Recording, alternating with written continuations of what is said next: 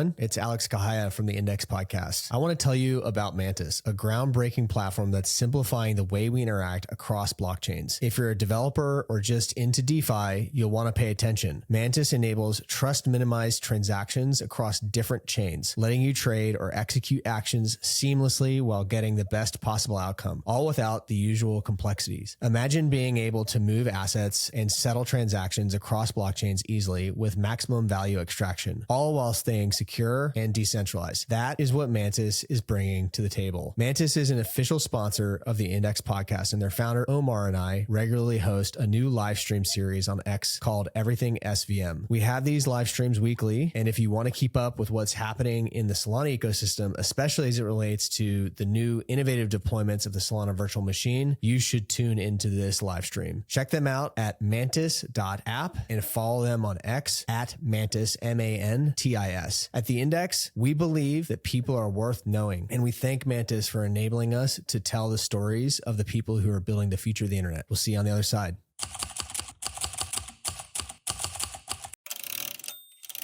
Hey, everybody, and welcome to the Index. I'm your host, Alex Kahaya, and this is a special series that we're doing called the Solana Startup Series. We're interviewing the founders of the Solana Labs incubator, the people who went through the Solana Labs incubator. And today I'm excited to have Anthony Emezu, who's the founder of Espresso Cash. They're a mobile finance app that allows users to send and receive money globally using a secure link. He and I got to meet after we had a demo of their product at the Solana Foundation offsite back when I was still working there, and super impressed with him and his team and their mission, and happy to have him on the show. Thanks for being here today, Anthony. Thanks a lot, Alex. I'm super excited to be here and talk a bit about Espresso.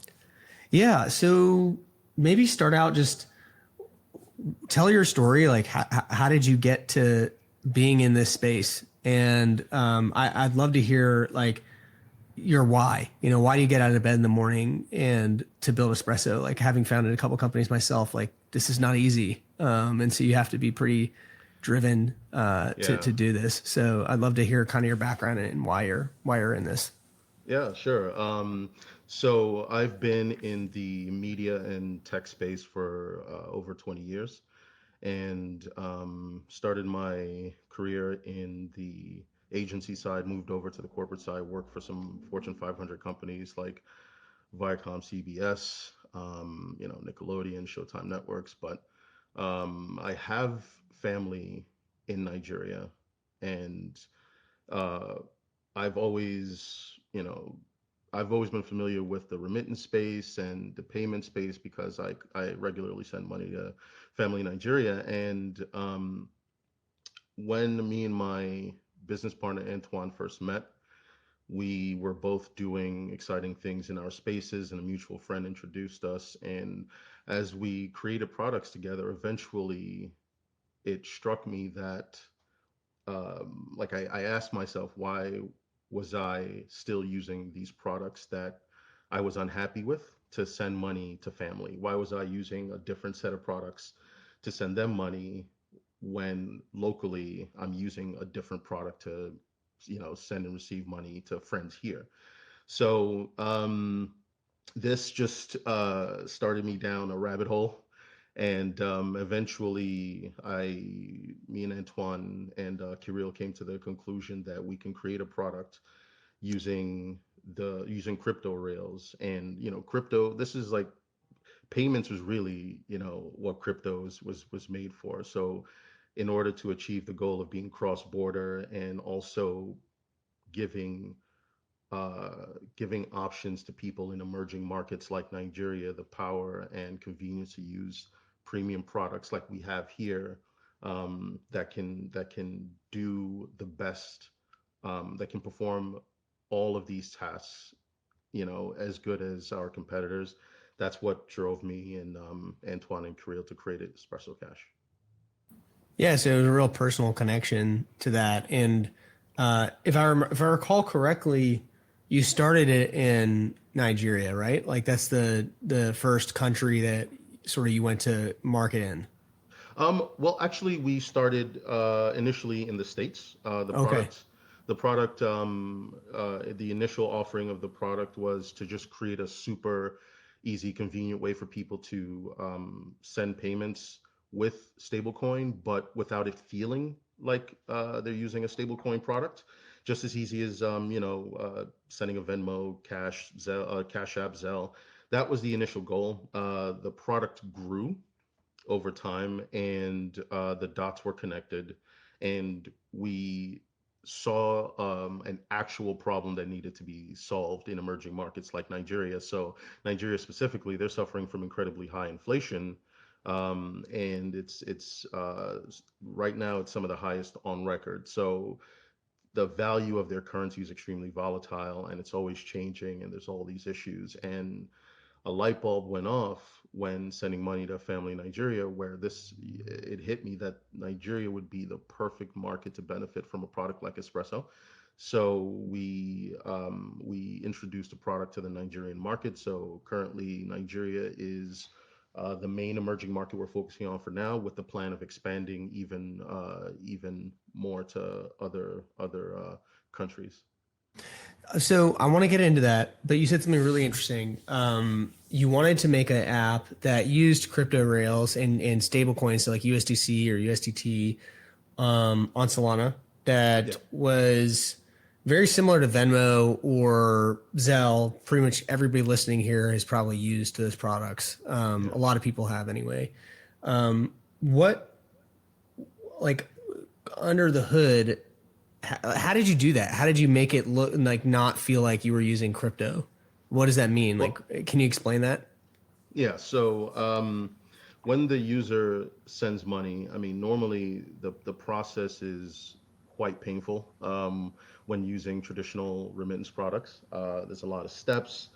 What we do is we all the work happens under the hood, but in with the user experience that the customer experiences, it's the goal was to make the transaction complete in a matter of seconds. And for them, if they're sending money to somebody, they don't we don't want them to have to get the wallet address, enter the wallet address, and all of these different steps that's typically associated with people who are familiar with the crypto space.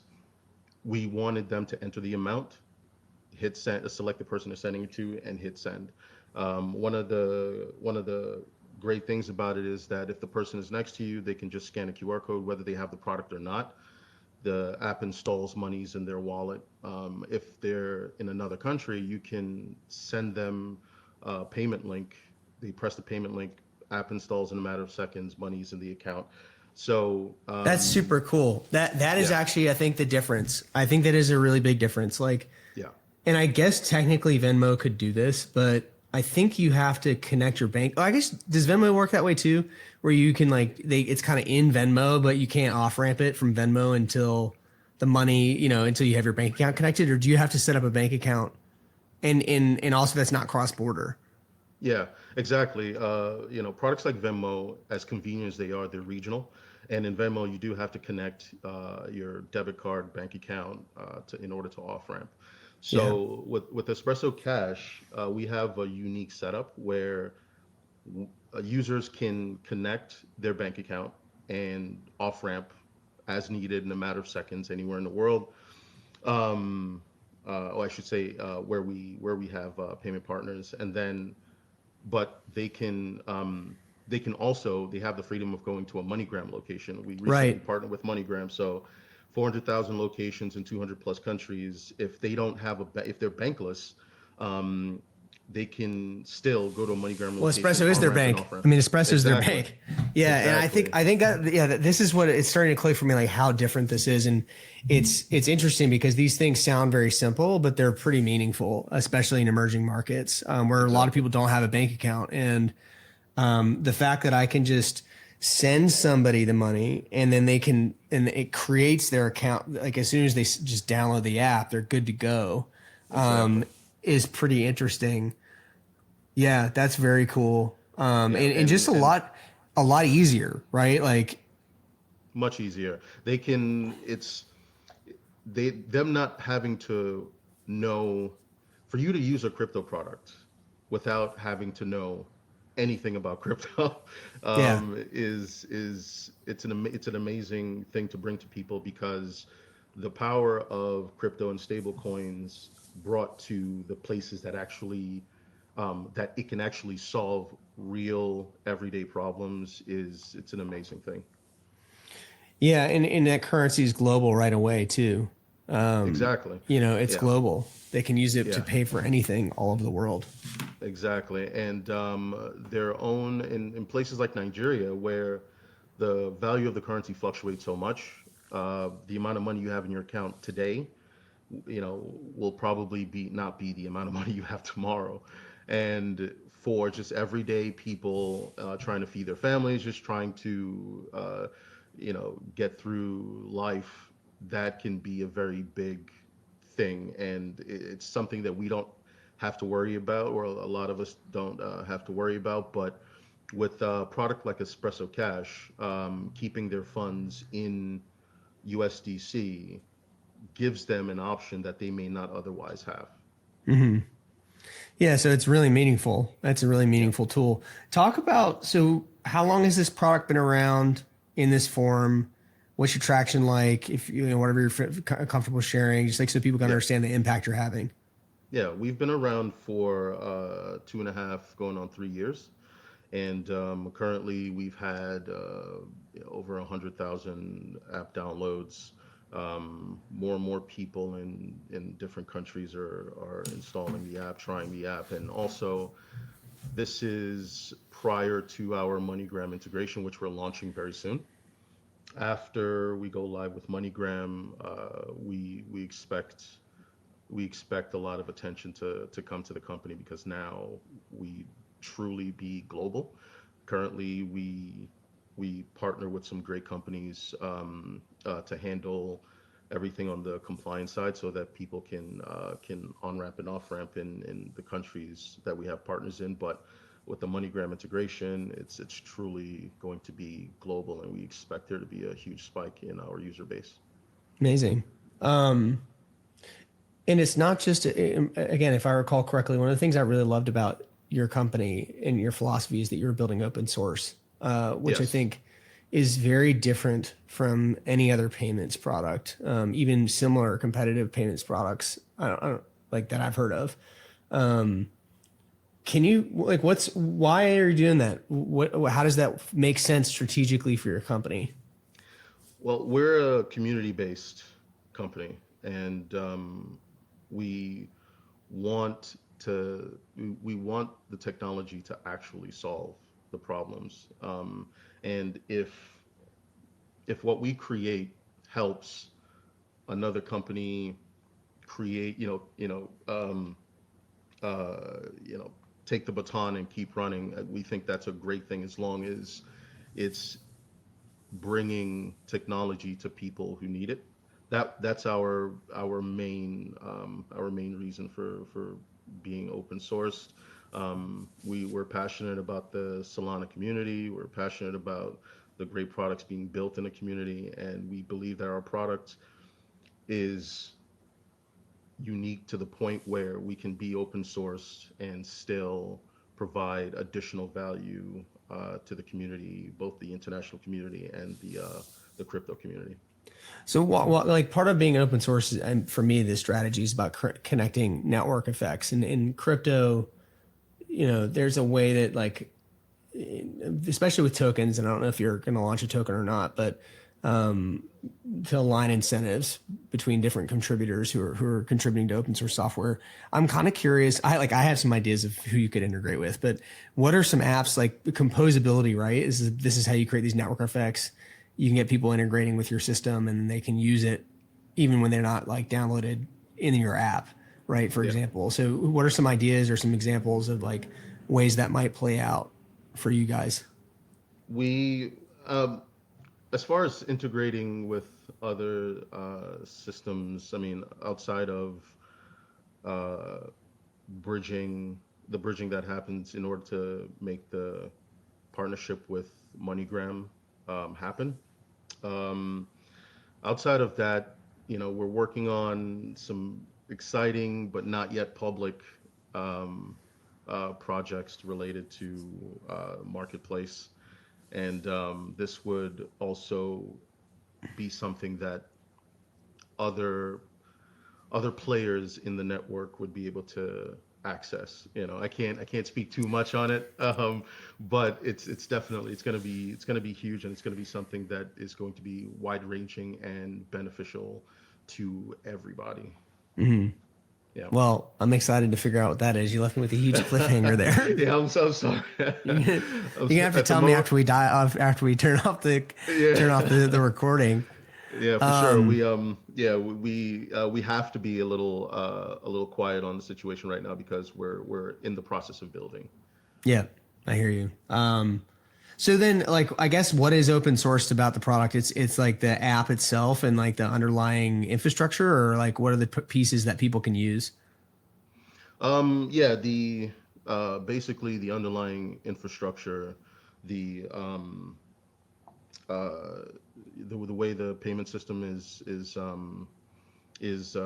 structured to work with uh any reliable network. We prefer Solana because of the low fees and how fast it is. But overall, the payment platform, our we somebody can use our code to create a similar payment system that uses, for example, sending payments using messaging platforms, for example. So these type of things, I think, is just a great way to both send payments and also tap into things that people already use on a day-to-day basis, and we think that that's a valuable thing to offer to people. Yeah, so you could make like a Telegram bot that like uses Exactly. that, and probably in that scenario, if I'm an app developer and I want to make a Telegram bot that uses your payment system, I Yep. would also want to tap into your off-ramp partnerships and stuff like that, right? And Exactly. so there's where like the network effect and the moat kind of comes in, and there's got to be some way for me as the app developer to make money, but like we can probably do like some kind of rev share agreement or something like that. And I guess that brings me to my next question: is like, how do you guys make money? How does this thing sustain itself? So Espresso Cash, we charge a nominal fee on withdrawals. Hmm. So users can send and receive money, without us stepping in and getting our cut. So we make our money mainly from a nominal fee from withdrawals, and this has been a good formula. But now that we are in 200, we will be in 200 countries when we launch in a few days with MoneyGram. This will be another avenue of revenue for us. Yeah, well, there's a something we haven't even discussed yet, but the fact that it's running on crypto rails means you can use DeFi, decentralized finance, and Yeah, for things for on various yield products. And there are a number of probably pretty safe ones that these people in these countries don't even get access to. And you can offer those services, and it's literally as simple as clicking a button, and they can have things like instant withdrawals, like deposit let your USDC sit here, and I don't know why it's making a thumbs up. And yeah, am I recording? Um, let it and just earn yield, and you can just take a little tiny bit of yield at scale, like that could be significant revenue. yeah. That's one thing that we've discussed, and it's on the docket for us in the future. We have a rollout plan, and that's definitely one of the products we want to introduce to people. And also, this is we want espresso to not just be um, a product that people are using to get money in but then send it back out. We want espresso to actually be an account where they hold their money. So offering a product that offers yield was one of the first things we thought about. We had to shift a few things around and prioritize, but that's definitely something we're going to be offering in the future. So what? Tell me this: like, what's been the most challenging part of building this company? I would say um, we're operating in we're operating on the global market, right? So it's not just understanding how people where you are look at money, use money, interact with money. It's understanding the habits, cultures, and spending patterns of people in different time zones, emerging markets, and it's been an interesting experience to create a product that just works for everybody. Um, we had to we had to look at the product from a lens of someone who's never sent a crypto transaction before, um, or folks who there are markets where people actually still today, even with a digital option, they prefer the face-to-face interaction of going up to a counter and interacting with somebody in order to send and receive money. So it's like, how do you pull those people into this space and still have the process be every bit as easy for them?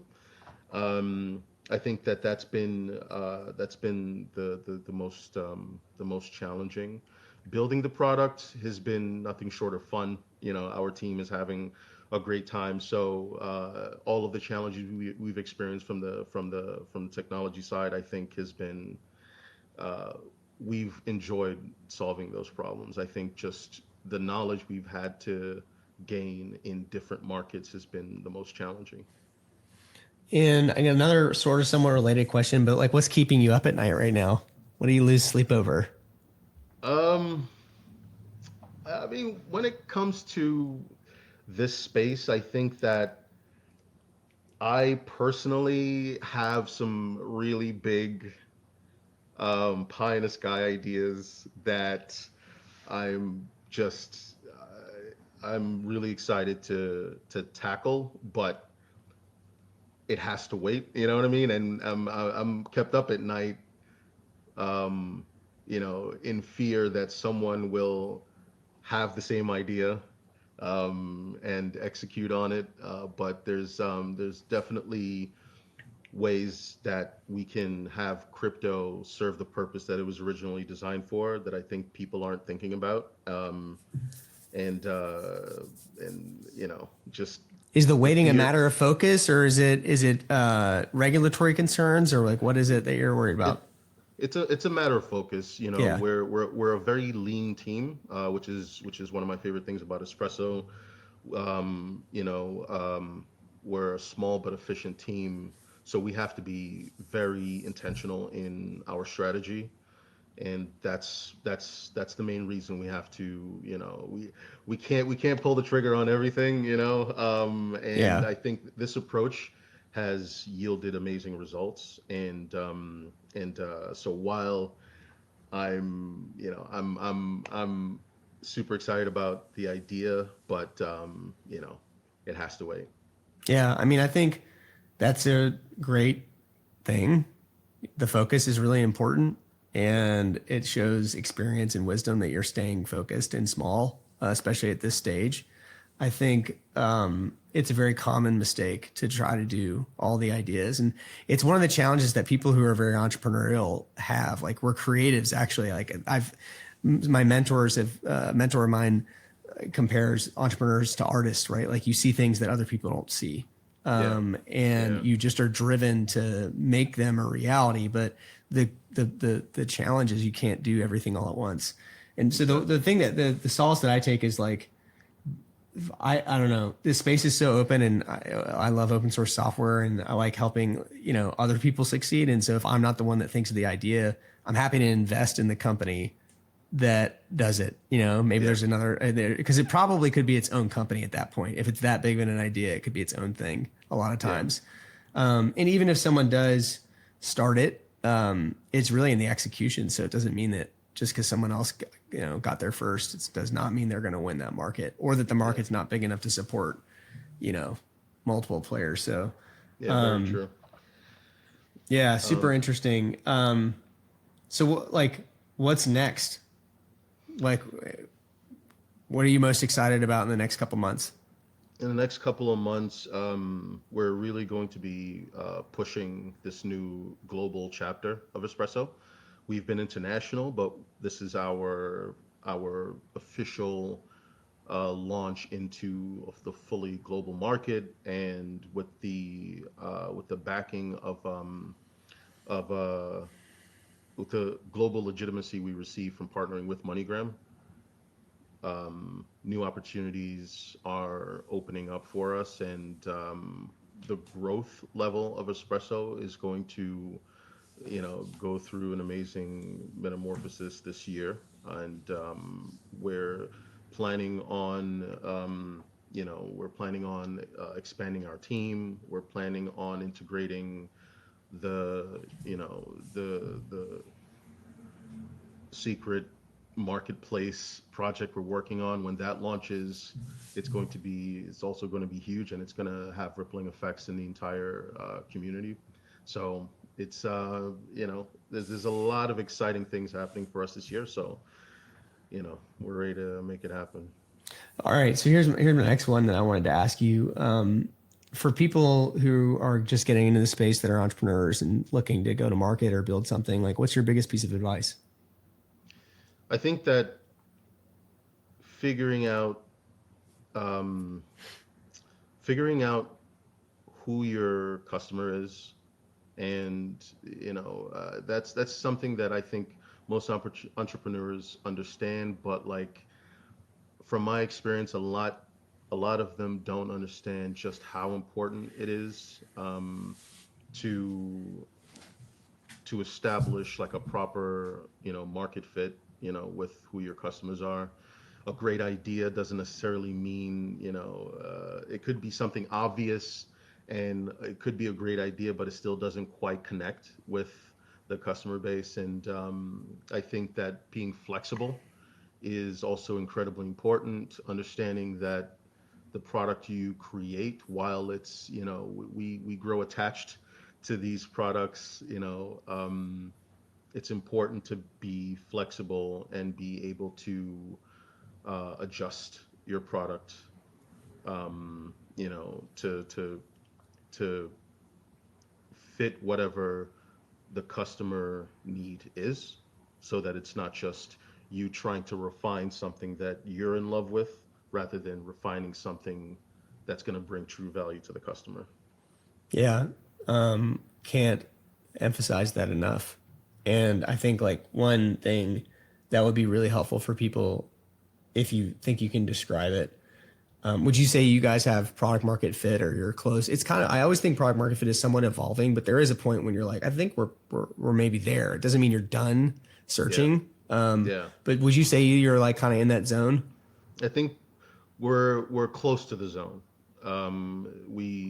We think that the product market fit is something that we're only now starting to really achieve, and in from the feedback we've gotten from users, and we've we've been in the lab nonstop,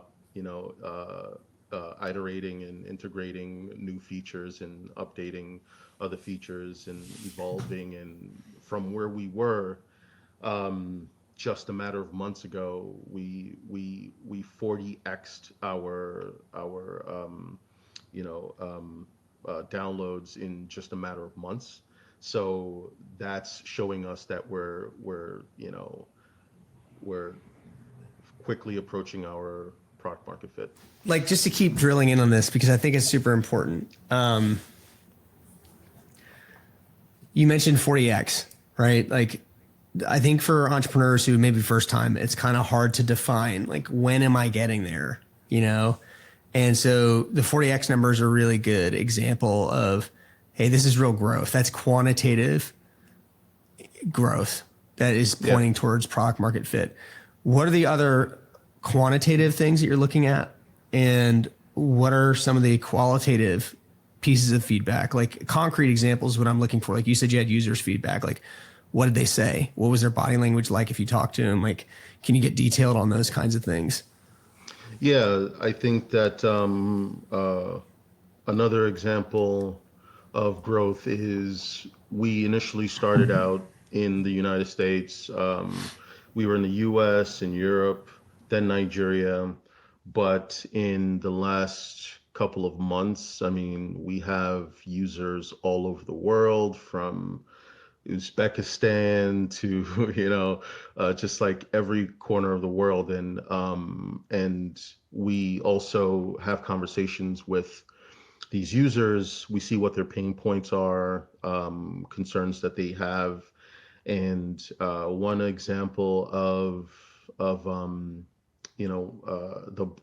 bottlenecks that users were experiencing was, for example, just um, understanding the the use of a recovery phrase as opposed to a username and password that they're typically used to on these products. So um, educating these users on this new type of security feature, and this new type of way of looking at connecting your account. And also, there is no uh, there is no customer service, right? Like keeping the recovery phrase safe. So it's new to them. So it's kind of like finding effective ways of making sure they understand the importance of this. We introduced features into the product that they can actually use to make sure that they understand the importance of it. Like if they need to get their recovery phrase, we have like a very quick few second interactive quiz, just to make sure that they understand, like, hey, this isn't something that you give to somebody, but once they complete that quick quiz that takes a matter of seconds, they're given their recovery phrase. And so little things like that. But I think that um, this was to be expected in all of the countries we operate in. Everyone, even with remittance products, they enter their phone number and their bank information or card information, and that's what they're used to. And regionally, they don't really have any payment products that are uh, high in quality. So they rely on remittance products. So changing the frame of mind of how they think without making it feel like a significant shift in how they use financial products was key. And did you just get these customer interviews? Like they reached out to you and you're like, hey, let's schedule a time to talk. I mean, was it that simple, or like, how did you No, actually get them on the phone? yeah, we had to be extremely proactive in reaching out to our user base in Nigeria, for example. We we have we have people on the ground that we use to set up interviews. We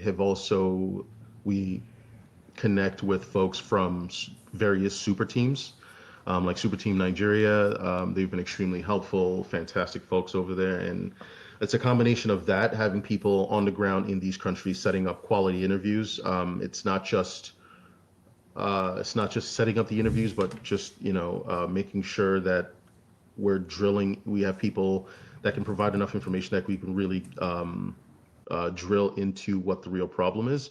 And then also, we interact with users directly in our product. We have a feature where they can communicate with us directly in the product. So that way, oftentimes when a user has an issue, they send a message and we'll communicate with them and help them through the issue. And at the same time, we'll have an impromptu interview with them, ask them, what about this process? Did you like? What didn't you like? What works? What doesn't work? So they get their problem solved. They give us a little bit of insight on the situation. That way, we can immediately identify patterns and fix them. And we've definitely seen huge results from doing it that way, because after a while, you're no longer getting those questions or concerns, because they've been dealt with. Yeah. I mean, you guys have clearly really invested a lot in this process in getting close to your customer. And it's part of like the DNA of the company, I can tell. And it's going to serve you really well. It has already. So I appreciate those examples because I think a lot of people, they hear like, oh, let's do customer development. Let's talk to customers. But they don't actually, if you're a first time entrepreneur, you might not have actually executed that. Like I was lucky because my first job in tech was sales and I was doing out like cold calling people. And so like, I kind of understood the level of effort it actually takes to get a customer on the phone. Yeah. Yours is even harder than that because it's internet. It's because the global nature of your business and the different cultures, and the fact that like these people are just trying to use an app to like send money. Yeah. It's not exactly. They're not like a business or something, per se. So. Yeah. I guess, look, the last question I always ask people, we're kind of at the top of the show here. I could talk to you for probably a whole nother 35 minutes, but what have I not asked you that you wish I'd asked or that I should have asked? I think that who our, I guess, target market is and how that's evolved from the early days of Espresso. So early on, we wanted to focus on people who were actually both native crypto users and non-native users, kind of a mix of both, and providing a convenient way for them to send payments to each other without having to go through, going and getting the wallet address and all of these steps. So we accomplished that, but eventually when you go into other countries, not only are these people who are non-crypto native, but they're also a bit wary of crypto. So they're people who aren't familiar with the great things it can do sometimes have only heard of the negative connotations of it. So there's a bit of a hurdle to build trust. And that was one of the things that we were really happy to see when people really started accepting Espresso and installing the product and, giving us feedback and things like that. And these are folks that if non-crypto native people can use the product, enjoy the product, and have it achieve the goal that they set out to achieve, we know that we did something right. So that's one thing that we're very proud of. Well, I love what you guys are doing. The philosophy, the impact. I think it's a great example of the why crypto needs to exist and how you can get adoption from users who actually need this product on a pretty large scale. So, I wish you the best of luck. Thanks for coming on the show. How can people get involved? So install the app, Espresso Cash, on Android and iOS, and let us know what you think. Our website is espressocash.com, and feel free to reach out to us. All right. Thanks so much for being on the show.